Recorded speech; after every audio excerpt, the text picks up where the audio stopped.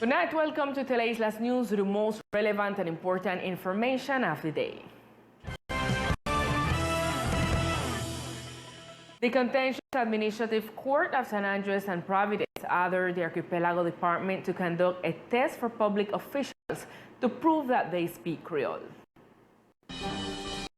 The Contentious Administrative Court of San Andres and Providence proceeded to resolve the appeal filed by Chalito Walters Martinez against the department. The decision was to revoke the sentence issued by the sole Contentious Administrative Court of the Circuit of San Andres on May 24 of this year. Therefore, through a press conference, the president of the Contentious Administrative Court of the department, Noemi Carreño, spoke about how they reached the decision to order the placement of the Creole test to officials of the department who will have to convene the linguistic committee in a term of 3 days. Fundamentally, this ruling is about the right of the community to have access to all the services that the public entities they offer, and to find people that can address to them in our native language, that is our Creole. That is exactly what the ruling says. It says it's clear that the government, the departmental government, hasn't implied the evaluation of the Creole. They are applying an instrument directly, but it is not about Creole. And the people that aspire to occupy a public job supposed to fulfill the requirement. Why? Because Law 47 from 1993 exactly. That is exactly the situation that Mr. Chalito Walters present and argue about and decide, say it should be the judge who finally decided. So here this corporation decided that he was right, and was right because the government has been applying an instrument that it is not evaluating Creole but is evaluating English. Within the sentence, the court declared inadmissible the action of compliance for the nullity of the acts of appointment of those who occupy positions of the territory's entity as a result of the process of the merit-based competition for positions of departmental government. As how we explain it in the ruling, no, because that's supposed to do and decide through another type of process, not this one that we call in Spanish acción de cumplimiento. That's supposed to go at another type of process, and we make it clear there. So it's from now ahead and to decide with this linguistic committee what are the expectations and what they should evaluate to verify if a person really have the sufficient knowledge of Creole to tend to people and to make sure that the community that go to the government have people that can understand them, so they don't have to abandon their language and adapt other language if they can understand them in case if they have to do any type of diligence in front of those entities. This ruling seeks the protection of our customs, native culture, cultural heritage, and racial practices through the native language Creole, which according to the court are being violated by the departmental governor's office, which appoints to public positions people who do not comply with the provisions of Law 47 of 1993, thus restricting the use of Creole and access to public administration to the racial community.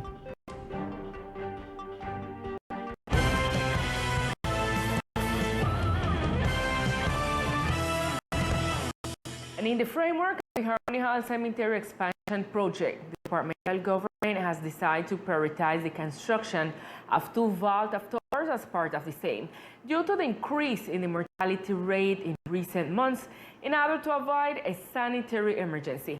This project is under the responsibility of the Public Services and Environment Office, with the support of the Secretariat of Infrastructure and Public Works, which started the topographic works that would allow the construction to be completed.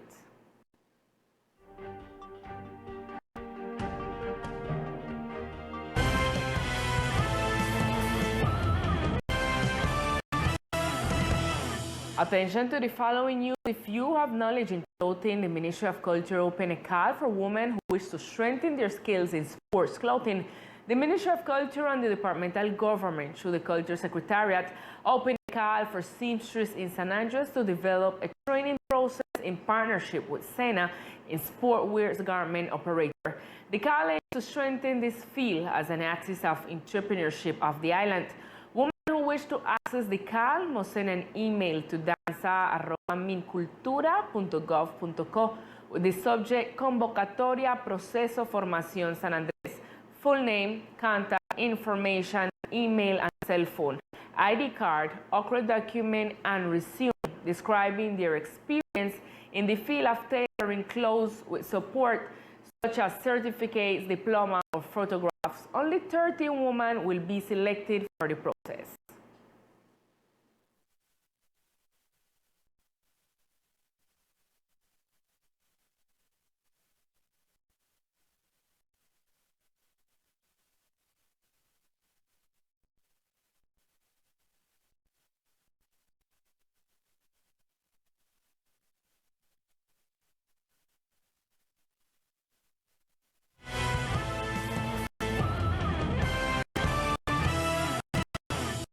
The young man wounded by a gunshot in a discotheque on the island in the early hours of this morning is in stable condition.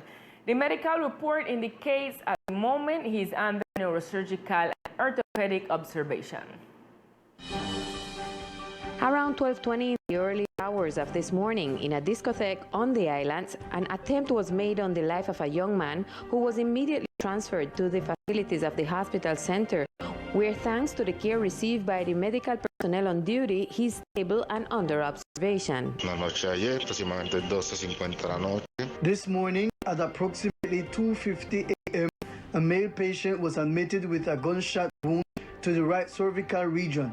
The patient is currently in the resuscitation room under continuous caution, in regular general condition with stable vital signs, presenting wound in the right cervical region and his upper and lower limbs are affected. He is currently being managed by neurosurgery and orthopedic specialists. The National Police is working to clarify the facts that could have ended the life of the citizen. And the National Police captured several citizens for different crimes, such as drug trafficking and illegal possession of firearms. In the last hours, the National Police reported that a 24-year-old man was captured at the Gustavo Rojas Pinilla airport when he was trying to enter the island coming from the city of Bogota with 6 kilos of marijuana, which he had camouflaged inside his suitcase. On the other hand, police authorities also report on the raid of 2 houses in the San Luis sector, where 3 people were captured and a 17-year-old young man was apprehended for the crimes of illegal possession of firearms and possession of narcotics. It should be noted that inside of one of the houses, a revolver with 6 cartridges was found, and in another, a revolver with 4 cartridges and 139 grams of marijuana and mobile equipment. For this week, an increase in wind and swell is expected, so authorities asked to be cautious when sailing. Strong winds and increased swell are forecast for this week for the archipelago of San Andres, Providence, and Santa Catalina. Therefore, maritime authorities recommend being attentive to official communications regarding the conditions that may occur, which could lead to restrictions on the departure of small boats. During the next 5 days, we expect that the interaction of the high-pressure center with the low-pressure center of the area will continue to interact, which will continue to produce strong winds for the coastal area, around 14 and 16 knots of speed, and for the maritime area, around 20 to 22 knots of speed. This will generate a strong swell, so it is recommended to take extreme measures during navigation. Day by day, we will make an analysis of the evolution of these conditions to make the respective reports and the various permits for maritime activities here in the archipelago. Port Captain Marco Antonio Castillo states which are the recommendations to be taken into account. Seguir las recomendaciones. Follow the recommendations that are issued through our Maritime Control Channel. Be attentive to the VHF channel, Channel 16. Any doubt or special situation, let us know in order to take the necessary measures. It should be noted that the authorities will be analyzing the tide changes to determine whether it is necessary to have restrictions on the departure of vessels. At this time, we continue with Millicent O'Neill and the news of the municipality of Old Providence and Santa Catalina.